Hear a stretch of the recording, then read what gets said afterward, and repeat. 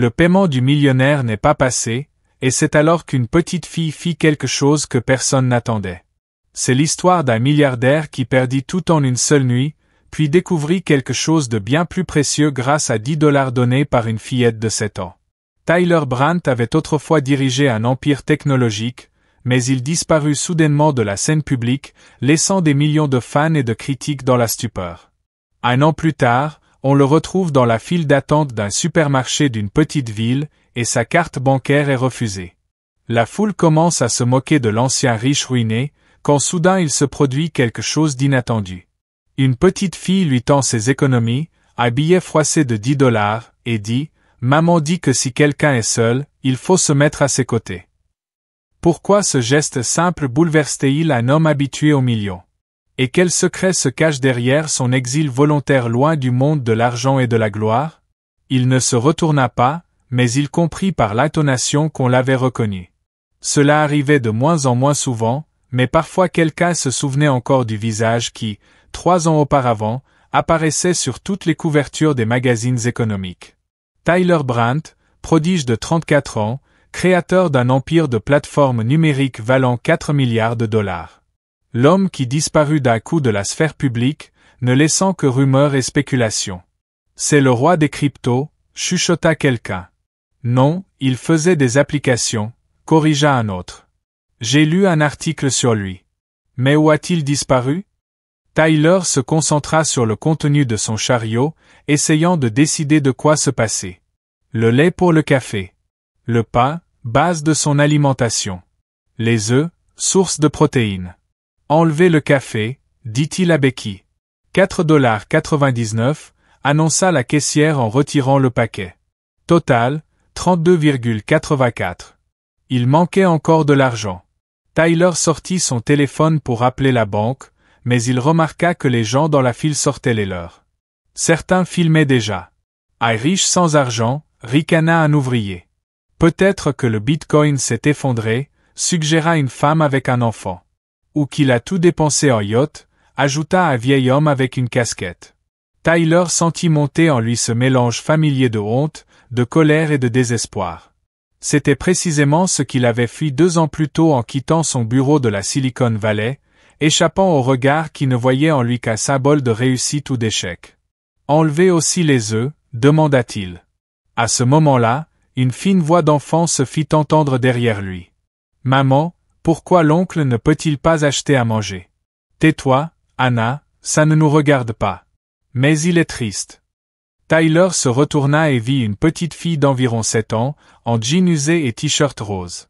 À côté d'elle, une femme d'une trentaine d'années en uniforme d'infirmière, fatiguée mais au regard bienveillant. « Monsieur, » dit la fillette en s'adressant directement à lui, « j'ai de l'argent, vous pouvez le prendre. » Elle lui tendit un petit portefeuille rose en forme de licorne. Anna, non, tenta de l'arrêter sa mère. « Mais maman, tu as dit que si quelqu'un est seul, il faut se mettre à ses côtés. » La fillette ouvrit le portefeuille et sortit un billet froissé de 10 $, quelques pièces et ce qui ressemblait à de l'argent de jeu. « Ce sont mes économies, » dit-elle sérieusement. 10 vrais dollars et de la monnaie de jeu. Mais les vrais suffisent pour acheter à manger. La file d'attente se tut. Les téléphones filmaient toujours, mais plus personne ne riait. « Petite, je ne peux pas prendre ton argent, » dit doucement Tyler en s'accroupissant à sa hauteur. « Pourquoi? Ce sont tes économies. Pourquoi les gardais-tu? Pour une nouvelle Barbie. Mais Barbie peut attendre. Manger, ça ne peut pas attendre. » Tyler sentit quelque chose se serrer dans sa poitrine. Quand avait-il rencontré pour la dernière fois une telle sincérité? Quand lui avait-on proposé de l'aide sans rien attendre en retour? « Prenez-les, monsieur, » assista la fillette. « Maman dit toujours que partager, c'est bien. » La mère paraissait gênée. « Anna, nous ne sommes pas riches, mais nous ne manquons pas de nourriture. » Justement, lui il a faim, répliqua logiquement l'enfant. Dans la file, quelqu'un murmura « Mon Dieu, quelle honte !» Tyler prit le billet froissé. Il était chaud des mains de l'enfant. « Merci, » dit-il. « Comment tu t'appelles? »« Anna. »« Et vous, c'est Tyler? Vous étiez vraiment riche avant? » Tyler sourit. « Pour la première fois depuis des mois. »« Oui, Je l'étais. Mais j'ai compris que ce n'est pas le plus important dans la vie. Et c'est quoi le plus important? Il la regarda, puis regarda sa mère, dont le visage exprimait à la fois fierté et émotion. C'est ça, dit-il en montrant le billet. La bonté, l'envie d'aider ceux qui sont à côté de nous. Il paya ses courses, laissa la monnaie en pourboire à Becky, et se dirigea vers la sortie. La mère et la fille marchaient dans la même direction. Anna, les interpella-t-il près des portes automatiques, puis-je vous inviter à déjeuner pour vous remercier? Ce n'est pas nécessaire. Commença la mère. Mais Anna hochait déjà la tête. Oui. J'adore les hamburgers. Mara Johnson, se présenta la femme en lui serrant la main. Et voici ma fille, Anna. Tyler Brandt. Et je suis redevable à votre fille, à vous deux. Ils allèrent dans un petit café de l'autre côté de la rue. Tyler commanda des hamburgers, des frites et des milkshakes. Anna bavardait de son école, de sa maîtresse Madame Green, et de son chat nommé Fluffy. Mara expliqua qu'elle travaillait à l'hôpital local, qu'elles avaient emménagé à Dawsonville un an plus tôt après la mort de son mari. « Et vous, pourquoi êtes-vous ici ?» demanda-t-elle. « Dans notre petite ville, on ne voit pas souvent de célébrités. » Ancienne célébrité, rectifia Tyler. « Je suis ici parce que j'étais fatigué d'être quelqu'un d'autre. Je voulais réapprendre à être simplement un homme. Et ça marche? Aujourd'hui, pour la première fois depuis longtemps, oui. » Après le repas, ils marchèrent ensemble jusqu'à leur maison, une petite maison de plain-pied dans un quartier ouvrier. Anna lui montra sa chambre, ses jouets, les dessins accrochés au réfrigérateur. « Voulez-vous dîner avec nous ?» proposa Mara. « Rien de spécial, juste des spaghettis avec de la sauce. » Tyler voulait refuser, mais Anna l'entraînait déjà vers la table. « Tonton Tyler, est-ce que vous savez jouer aux cartes? »« Un peu. »« Alors apprenez-moi. » Ils jouèrent jusqu'à tard dans la soirée. Tyler perdit cette partie d'affilée, mais il ne se souvenait pas de la dernière fois où il s'était autant amusé. Après les jeux, Anna lui montra ses cahiers d'école et parla de ses difficultés en mathématiques. Il l'aida à résoudre quelques exercices. Quand il fut temps de partir, Anna l'embrassa pour lui dire au revoir. « Tonton Tyler, est-ce que vous viendrez demain? »« Je ne sais pas, petite. »« Et après-demain? » Anna, dit doucement Mara, tonton Tyler peut être occupé. Mais je veux qu'il soit notre ami. Tyler s'agenouilla devant la fillette. Anna, je serai ton ami, je te le promets, et j'essaierai de venir aussi souvent que possible. Vraiment, vraiment. En rentrant dans son modeste appartement loué, Tyler repensa à la journée écoulée. Le matin, il se sentait comme un raté qui n'avait pas assez d'argent pour manger, et le soir, comme un homme à qui une fillette de 7 ans avait confié ses économies et son amitié. Dans sa poche se trouvait encore le billet de $10 qu'il n'avait pas dépensé. Mara avait catégoriquement refusé l'argent du dîner. « Vous nous avez déjà invités au déjeuner », avait-elle dit. Tyler lissa doucement le billet et le rangea dans son portefeuille, non pas comme de l'argent, mais comme un souvenir. Le rappel que la véritable richesse ne se mesure pas aux chiffres sur un compte bancaire, mais à la volonté de partager le peu que l'on a avec celui qui en a besoin. Cette nuit-là, pour la première fois depuis des mois, il s'endormit sans somnifère. Tyler fut réveillé par la sonnerie du téléphone à 6 heures du matin. Le numéro était inconnu. « Monsieur Brandt? Ici Josh Collins de la chaîne NBC. Pourriez-vous commenter la vidéo du supermarché qui fait actuellement le tour d'Internet? » Tyler rejeta l'appel et mit son téléphone en mode avion. Donc, quelqu'un de la file d'attente avait bien mis la vidéo en ligne. Il ouvrit son ordinateur portable et se connecta à Internet. La vidéo intitulée « Un milliardaire incapable de payer sa nourriture au supermarché » avait déjà atteint un demi-million de vues en une nuit. Dans les commentaires, un mélange de moquerie et de compassion. Voilà ce qui arrive quand on dépense tout dans la crypto.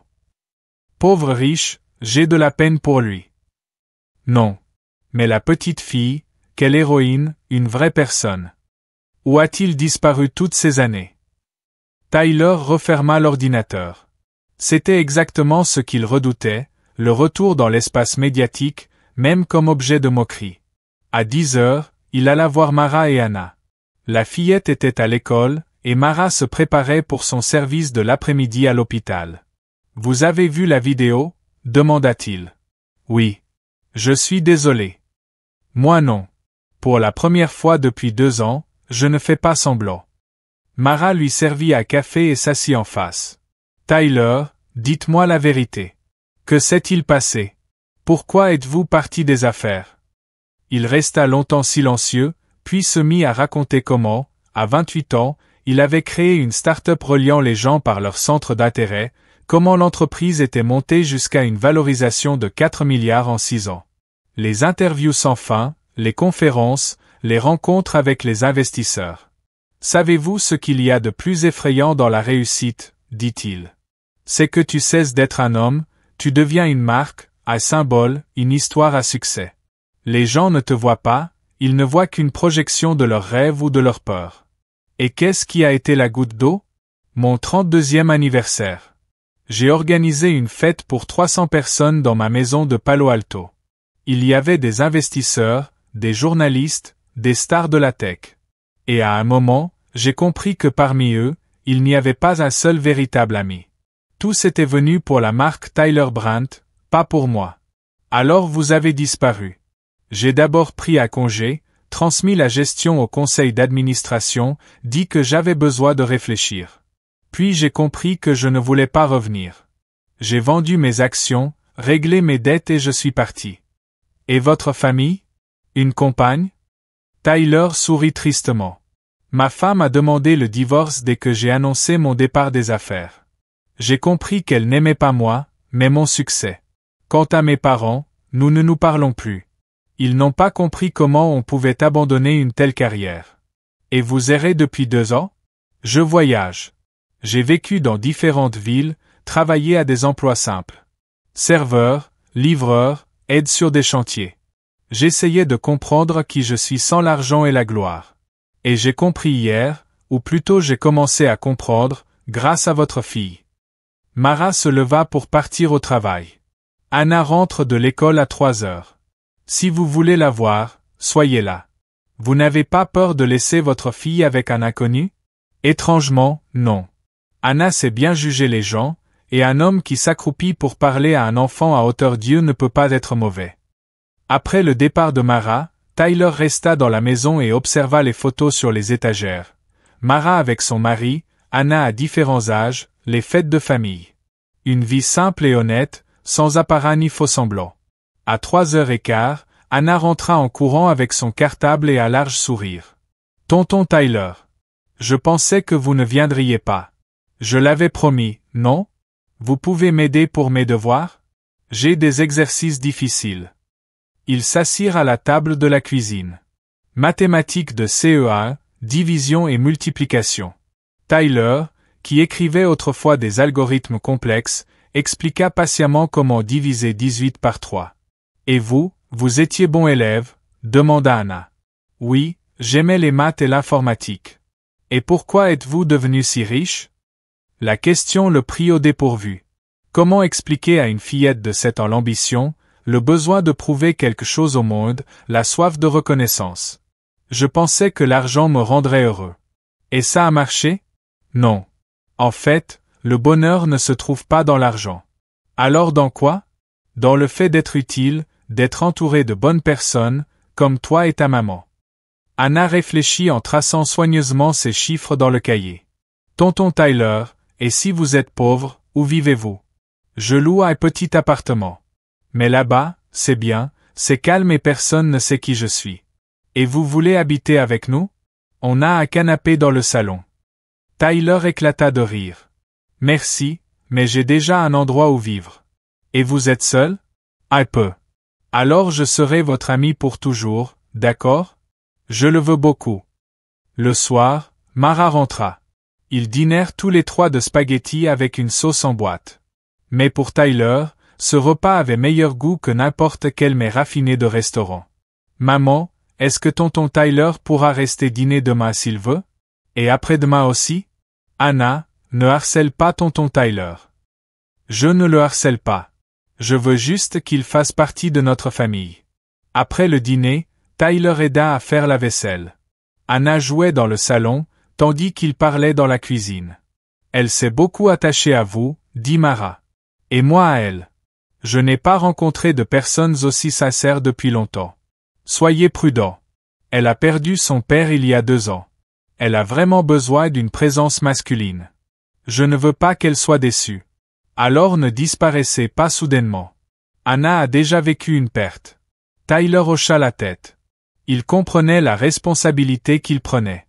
Mara, puis-je vous poser une question personnelle? Bien sûr. Comment faites-vous face? Seul avec un enfant, avec le salaire d'une infirmière? C'est difficile, mais nous nous en sortons. Anna a tout ce dont elle a besoin. Elle va dans une bonne école, et je n'ai pas besoin de plus. Et vos rêves? Des projets pour l'avenir? Je rêve qu'Anna devienne une bonne personne, qu'elle reçoive une éducation et qu'elle soit heureuse. Et votre bonheur? Mara réfléchit un instant. Vous savez, après la mort de Jake, je pensais que le bonheur était terminé. Mais Anna m'a montré que le bonheur n'est pas d'avoir tout, mais de savoir apprécier ce qu'on a. En rentrant chez lui, Tyler pensa à quel point sa vie avait changé en 2 jours. Il se sentait récemment encore comme un homme perdu, sans but ni sens. Désormais, il se réveillait avec l'idée qu'Anna l'attendait pour l'aider avec ses devoirs, et que Mara comptait sur une simple conversation humaine. Dans son appartement, il alluma son ordinateur et lut les nouvelles le concernant. La vidéo du supermarché avait été reprise par de grands médias. Les journalistes spéculaient sur sa disparition, sa faillite, ses problèmes psychologiques. La chute d'un titan de la tech, des milliards aux tickets alimentaires. Ou le créateur du réseau social révolutionnaire avait-il perdu sa fortune? Les experts disaient, Brand est devenu la victime de son propre succès. Tyler ferma le navigateur. Qu'ils écrivent ce qu'ils veulent. Pour la première fois depuis longtemps, l'opinion de la presse lui était indifférente. Sur son téléphone, il y avait 47 appels manqués, journalistes, anciens collègues, investisseurs. Il effaça tous les messages sans les écouter. Demain, il irait à nouveau voir Anna et Mara, les aiderait avec les devoirs, partagerait un repas simple, jouerait à des jeux de société. Et ce serait le meilleur jour de sa vie depuis des années, parce que pour la première fois depuis longtemps, il serait simplement Tyler, pas une marque, pas un symbole de succès ou d'échec, juste un homme dont une fillette de 7 ans et sa mère avaient besoin. À la fin de la semaine, la vidéo atteignit 5 millions de vues, et Tyler devint le même numéro 1 sur Internet. Son visage apparaissait dans des photomontages avec des légendes comme « Quand tu as tout dépensé dans la crypto »,« Milliardaire à la maison »,« Milliardaire au supermarché »,« La richesse est un état d'esprit ». Le samedi matin, 2 équipes de télévision et des journalistes du Wall Street Journal arrivèrent devant sa maison. Tyler regarda par la fenêtre, n'osant pas sortir. Son téléphone sonnait sans cesse. Finalement, il répondit à un appel. C'était son ex-femme, Jessica. « Tyler, que se passe-t-il? Tu es vraiment ruiné? »« Salut, Jess. »« Oui, il ne reste presque plus rien. »« Mais comment?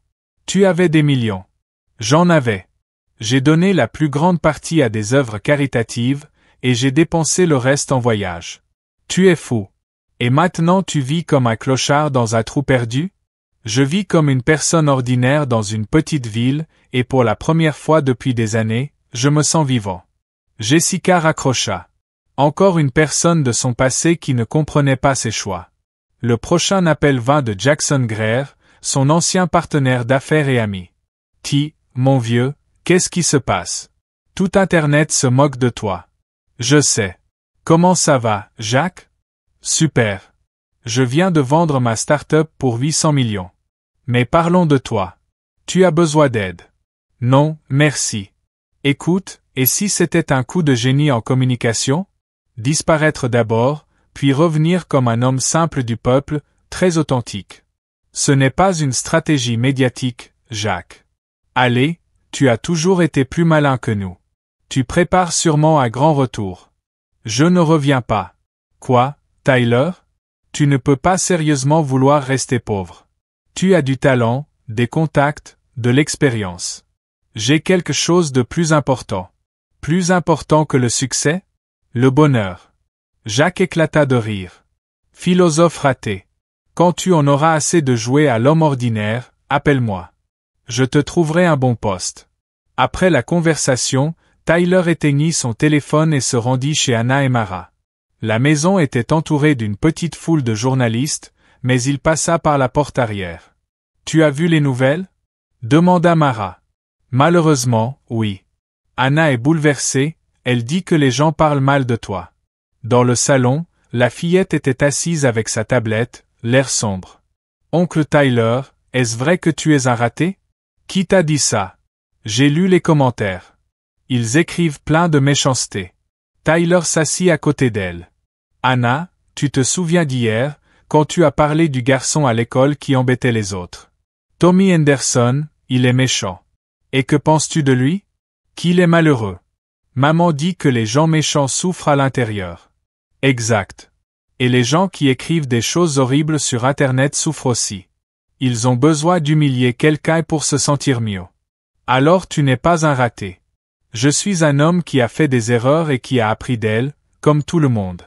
Et maintenant, es-tu heureux ? Très. Surtout quand je passe du temps avec toi et ta maman. Anna le serra dans ses bras. Moi je t'aime, même si tu es pauvre. Et moi je t'aime aussi.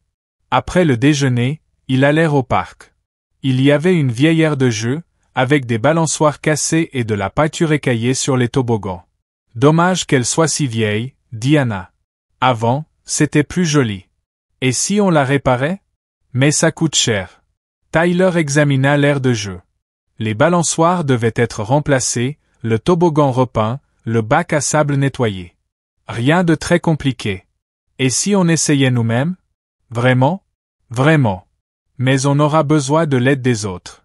Le lendemain, Tyler alla au magasin de bricolage et acheta de la peinture, des pinceaux et du matériel pour réparer les balançoires. Il dépensa presque tout l'argent qui lui restait, mais il ne regretta pas. Avec Anna et Mara, ils se rendirent à l'aire de jeu. Tyler commença à démonter les vieilles balançoires, tandis que la petite fille lui passait les outils. « Papa, regarde » entendit-il une voix d'enfant. Il se retourna. Une famille s'approchait, avec un garçon d'une dizaine d'années. « Que faites-vous » demanda la femme. « On répare l'aire de jeu » répondit Anna. « Vous voulez aider ? Mais est-ce que c'est permis ? » Pourquoi pas ? S'étonna Tyler. C'est un lieu public. La famille se joignit à eux. L'homme aida avec les pièces lourdes. La femme et les enfants commencèrent à peindre le toboggan. Le soir venu, ils étaient une quinzaine. Certains apportèrent plus de peinture, d'autres des outils, d'autres encore des sandwichs et de la limonade pour tout le monde. « Vous n'êtes pas ce milliardaire de YouTube, par hasard ?» demanda un homme. « Ancien milliardaire » sourit Tyler. « Aujourd'hui, je suis juste un habitant de Dawsonville. »« Et donc, c'est vrai, vous avez tout dépensé. »« Oui, pour ce que je jugeais important. »« Et maintenant, qu'est-ce qui est important ?» Tyler regarda Anna, qui peignait avec enthousiasme la rambarde de l'escalier. « Ça. Les gens, la communauté, la possibilité de faire quelque chose de bien ensemble. » À la fin de la semaine, l'aire de jeu avait changé de visage. Des couleurs vives, de nouvelles balançoires, un bac à sable propre.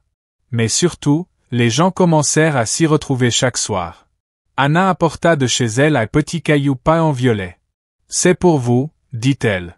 « Maman m'a aidé à écrire dessus. » Sur le caillou, on lisait en lettres maladroites, « Sois un aidant. »« Qu'est-ce que ça veut dire ?» demanda Tyler. Maman dit que dans les moments difficiles, il y a toujours deux sortes de gens, ceux qui se plaignent et ceux qui aident. Et il faut être de ceux qui aident. Des paroles sages. Garde-le dans ta poche pour t'en souvenir. Tyler glissa le caillou dans la poche intérieure de sa chemise, tout près du cœur. Quelques jours plus tard, un artiste local peignit sur le mur près de l'aire de jeu un graffiti avec les mêmes mots, « Sois un aidant ». L'inscription était vive, belle, entourée de dessins d'enfants.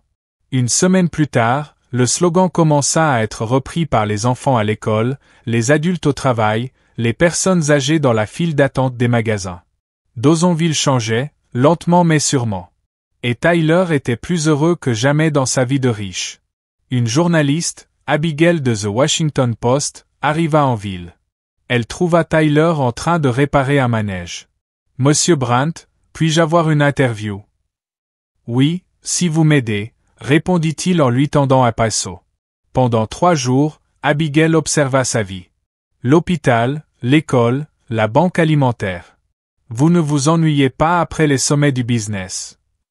Au contraire, pour la première fois chaque jour m'apporte de la satisfaction. Et si on vous proposait de revenir? Dans le monde des technologies, nous résolvons des problèmes que les gens n'ont pas, tandis que les vrais problèmes, la solitude, la maladie, restent sans solution. L'article parut sous le titre « Des milliards à l'humanité ». Désormais, au lieu de moqueries, les gens écrivaient des messages de soutien. Des volontaires affluaient dans la ville. Mais Jackson appela. « Tu es un génie. Une plateforme sociale pour les bénévoles, ça vaut des milliards. Ce n'est pas un projet commercial. Pourquoi aider gratuitement quand on peut le faire pour de l'argent? » Tyler raccrocha. Le maire lui proposa un poste officiel de coordinateur du programme Aide communautaire. Sans salaire, mais avec le droit d'utiliser les ressources de la ville. Le premier projet fut la bibliothèque.